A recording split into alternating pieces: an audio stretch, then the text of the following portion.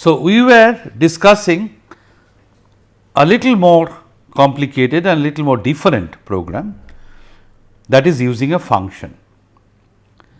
Here what we had discussed in the last lecture is that we are using a new type of statement, that is hash define. This is a preprocessor statement. Okay. This is called a preprocessor statement, which is replacing pi with the value that is specified. Now, anywhere I can define other things like this also. For example, I can write say hash define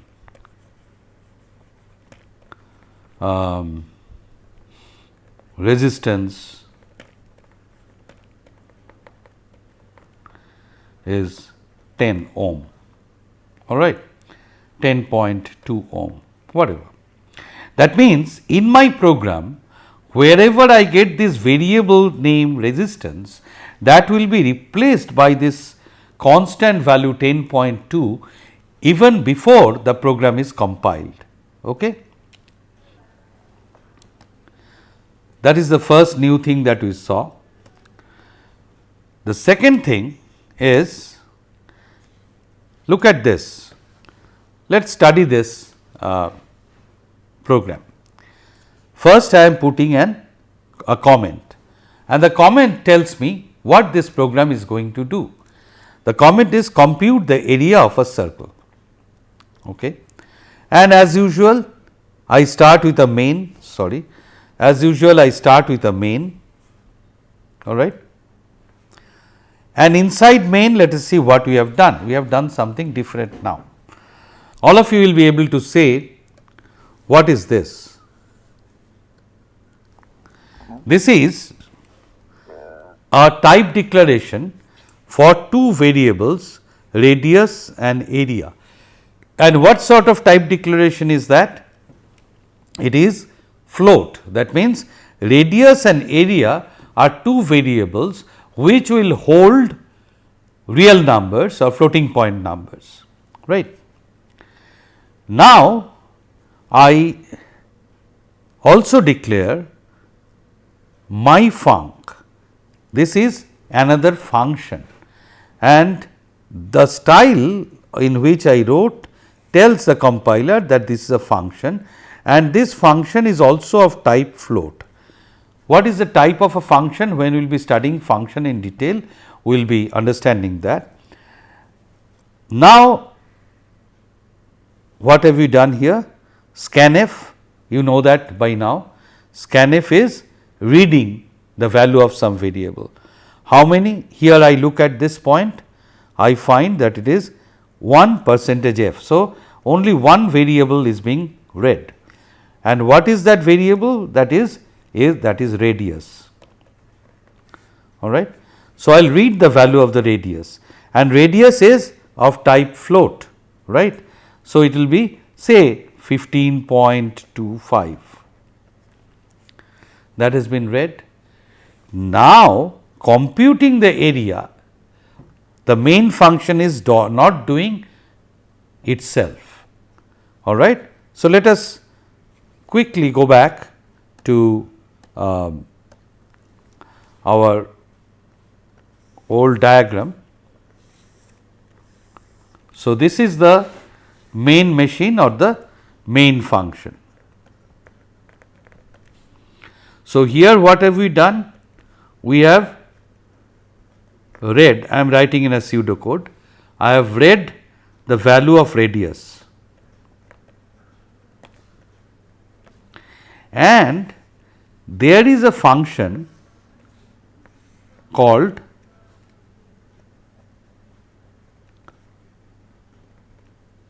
my function, all right. Now, after I read the radius, I do not want to take the botheration of computing the area. This machine, sub-machine, knows how to compute the area. It knows that area will be computed as pi times r times r, that means pi r square, right, area of a circle. but this is a function that can compute area of any circle. It has been designed because by pi r square you are not finding the area of only this circle, you can find the area of this circle or might be this circle. Only thing that is differing is the radius, right. Here it is one radius, here there is another radius, here there is another radius. Okay. So, this machine or this function can compute any area of any circle, provided it gets the radius told to him, told to this.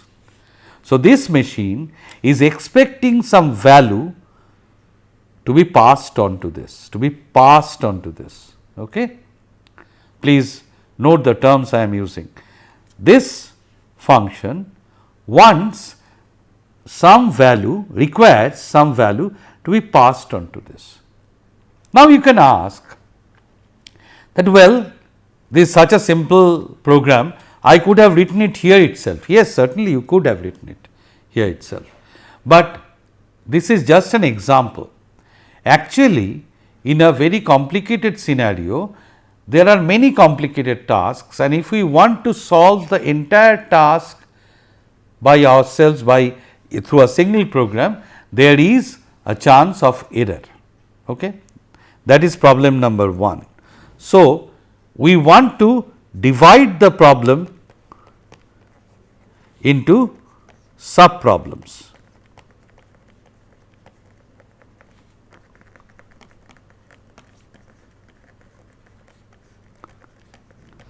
That is a general programming philosophy, that we want to divide the problem into sub problems and solve each of the sub problems separately, because they are more manageable. I can find out what are the errors, whether they are working properly or not, and then I combine them together and solve the overall problem. That is advantage number 1.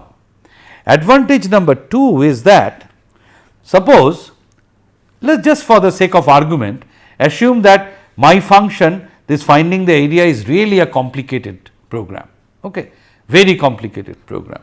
So, somebody has really taken the effort to develop this complicated program.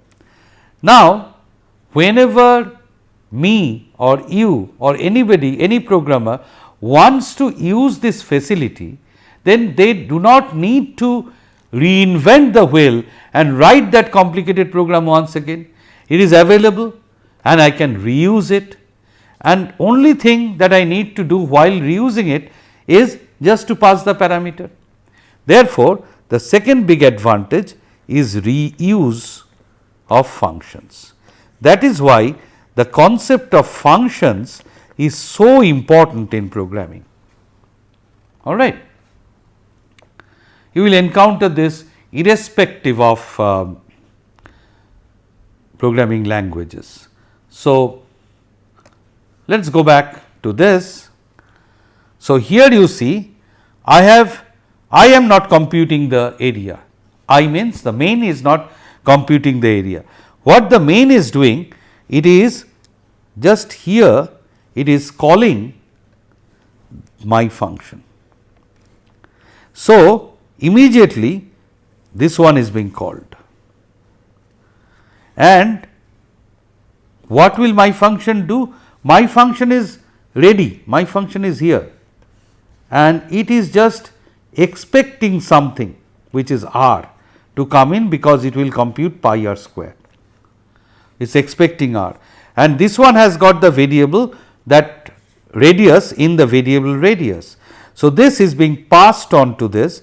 So, over here from the main function, here is the main, from the main this radius is being connected to this r, all right, and this function, my function, is reading, is getting the value of r, and inside that it is computing the area. Now, there are some details which I will mention later. It is computing the area and it is finding the value in its own variable a. A is the variable. Now, for any program, if this function is used, then instead of radius you may have my radius or any other value, any other variable name can be there. Now, this will work for all of them.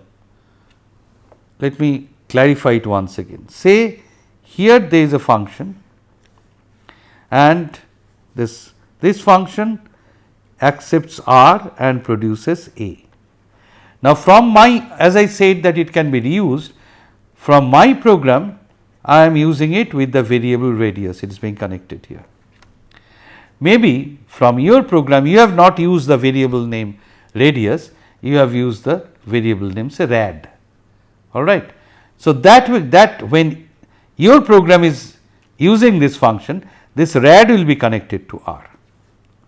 Now, suppose here in my program I have used the variable name area for noting the area. So, this output A will connect to area. For example, for your program you said area. Now, recall that in C small and capital makes difference. So, this is another variable name, this is a different variable. So, for you this A will connect over here. Now, this my function is only concerned with R and A, and the job of connecting them is up to the function that is using it, all right. So, here what happened, I called the main function, my function, computed A, how? Here I wrote pi R R. Now, how do I know pi? Because pi has already been defined here. So, this pi will be replaced by this value. So, 3.1415926 times R, and what is this R? Since it has been called, when it has been called with radius, the value of radius will come here and return A. Now, this return means where will it return? This is another new word that you are coming across. This return means it is returning to the point from where you were called. Okay? The program was going on like this, from here it called my function. So, after my function is executed, it will return back to the same point, all right. So, we have come across a new word return, and return is returning the value A, and that is being assigned to my variable area, all right. And then printf, you can now understand it will, what will be printed? Area is dash, and this one will take some floating point number, maybe 255.72, whatever it is, and this value of area will be filling up this place.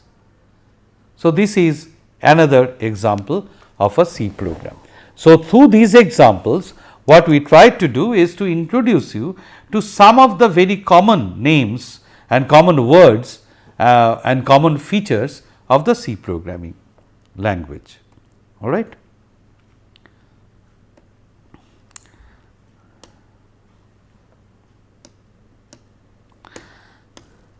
Next, we move to this, that main is also a function. I have already said that main is also a function. This is clear to you now, but just quickly have a look at this. Here I have identified some variables. I have identified some variables A, B, C, which are integers, and the same old program, and this is also a function, fine.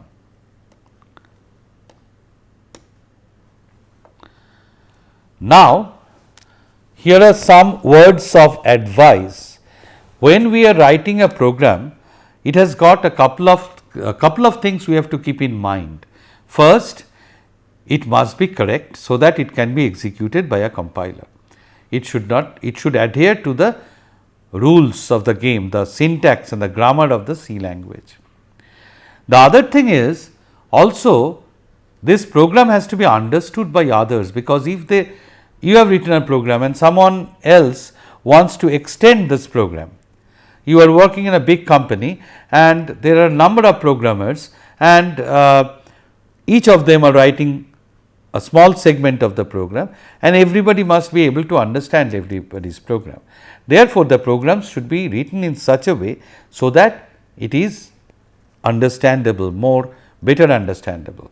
Just like if we write in very bad handwriting, write something here, something there, I will not understand it. But if you write it nicely in a sequence, it is much, and with proper paragraphs, etc., it is much better readable and better understandable.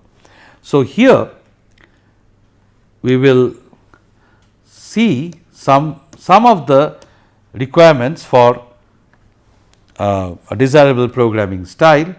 One is of course clarity, right? It must be very clear. The program should be clearly written.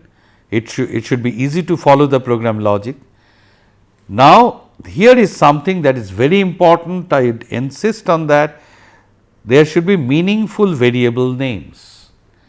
For example, I want to add two numbers, and when I say sum assigned a plus b or sum assigned num 1 plus num 2, it is good, semicolon. Please do not forget the semicolon, okay, in the semi. Now, this sum is a meaningful variable name. It immediately tells me what this variable is meant for. It is holding the sum. But suppose if I had written something like Tt is equal to Tt t multiplied by t minus x, then from this it is not very clear what is this Tt, why are you using this Tt, all right. If say for example average, I am computing average as AVG, and that is x plus y plus z divided by 3. It is very understandable, semicolon, it is understandable. I could have written the full thing average equals to this, or I could have written AVG, all these things are fine. But if I had written PQR is equal to x plus y plus z divided by 3, then it is not very clear, although I can look at this side and understand that okay, therefore, it is PQR is the average, but this is not a very good practice. Okay. Now, so make variable and constant names meaningful. For example, pi should be written as pi. It is not good that 3.1415 all those that value I write as chi, okay, because that is not very clear what this value is standing for, all right. So, here are some examples. Use area instead of a, radius instead of r, and program documentation we had said that we should be very generous about writing comments, but if there are too many comments, then that is also not very desirable. Now, we are coming to a very important point, that is program indentation. What is that? The structure of the program should be immediately visible. We will give you some examples. Here is a good example. Here this is simple. I am writing in straight line. Here there is a function, that is fine. Let us come to another example which will be better illustrating this. This is a bad style, you see here. Compare these two, all right. Compare these two. Here there is a declaration, then I leave some blank, and then I put the actual code here. These are the declarations. So, I understand this is a declaration. Compared to this, which is easy to understand, okay, this is something, this is something else. Compared to that, here where I do not put a gap, it is difficult to understand where the declaration ends and where the code starts. Okay. So, here is another good example, say finding the largest of 3 numbers. Look at this. As I said that if I have read this, but one bad thing is here there should be a gap here, there should have been a gap here, all right. Now, here if A and B, so that is the first diamond or decision box, if A is greater than B and A is greater than C, then I am doing something, all right, then I am doing this part of the program, otherwise I am doing this. So, here you can quickly, looking at this indentation, that this printf is under this and this part is under this, that is very clear from this indentation. I have shifted it a little bit, and so immediately you can understand that this printf is if this condition is true. That means, this part is for this diamond box to be true, like that. Okay. This is a good indentation, good style.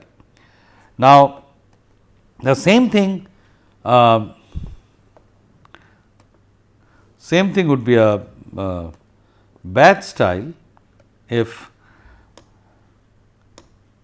I write it in this way.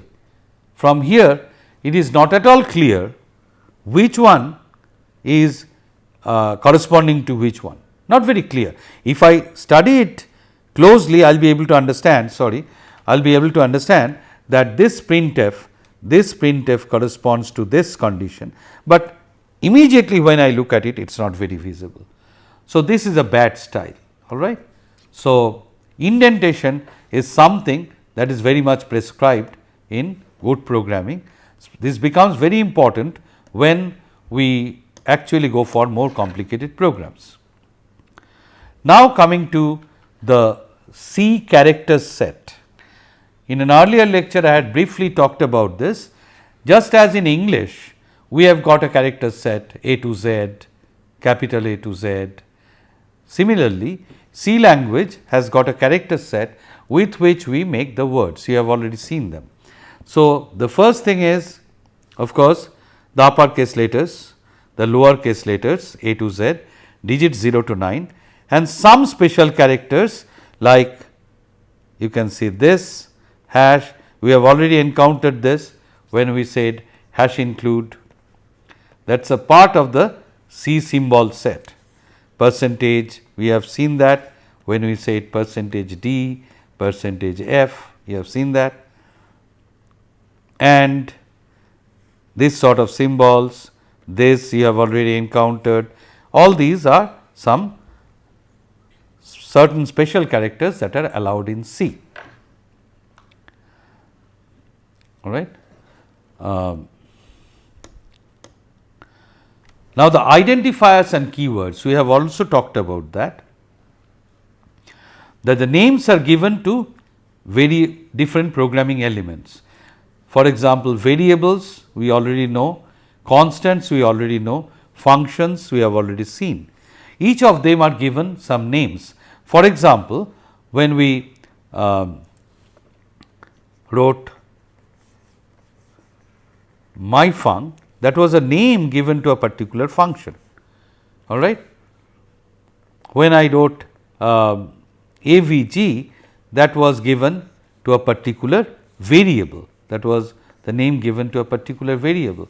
When I wrote pi, that was the name given to a particular constant, right. So, in that way we have encountered these.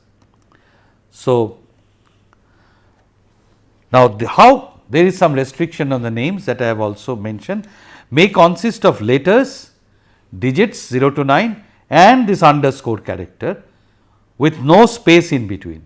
Whenever I want to put space, I will put in this underscore characters. This is very useful. This is very useful to put this underscore character here.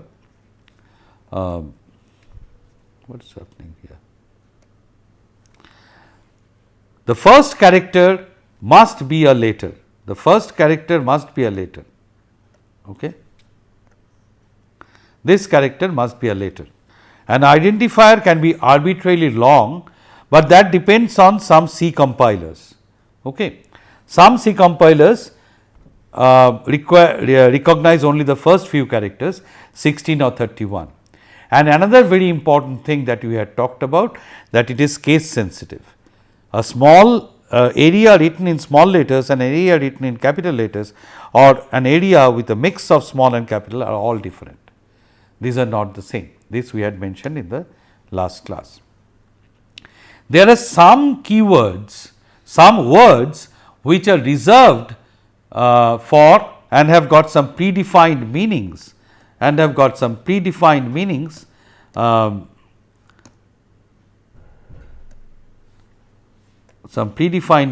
in C.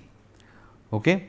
For example, auto, brake, constant, float, float has got a specific meaning, int has got a specific meaning, return you have seen, it has got a specific meaning, etc. If you have seen, it's has got a specific meaning, else you have seen, it has got a specific meaning.